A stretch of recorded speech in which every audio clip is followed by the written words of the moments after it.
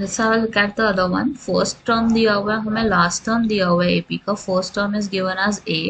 A is nothing but 5 in this case. Last term हमें AP का दिया हुआ है A and to be 45.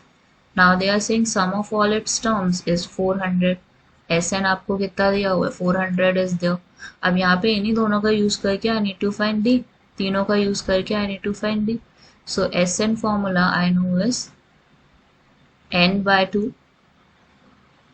A plus AN is there as well. ये भी एक फॉर्मूला है, अगर इससे हम निकालना चाहें तो इससे भी निकाल सकते हैं.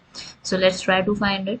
SN is 400, N by 2 as it is आएगा, A की वैल्यू 5 हो जाएगी, AN की वैल्यू 45. 5 plus 45 would be 50 और 50 नीचे आके डिवाइड हो जाएगा. So divide 50 and 400. 0 and 0 would get cancelled. 5 से 40 cancel हो गया 8.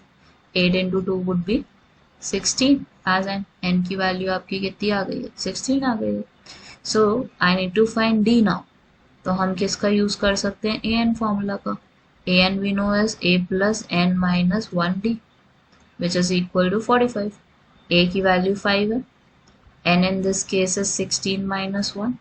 D would be as it is, right side पे 45 है. So take 5 to the other side. 16 minus 1 is 15D. 45 minus 5 is there which is 40. D की value हमारी क्या आ जाती है? 40 by 15. 40 और 15 को कैंसिल करो, this would give you 8 by 3. 5 की टेबल से दोनों कैंसिल हो जाएंगे ना, तो D हमारा क्या होना चाहिए? It must be 8 by 3. The common difference must be 8 by 3 in this case.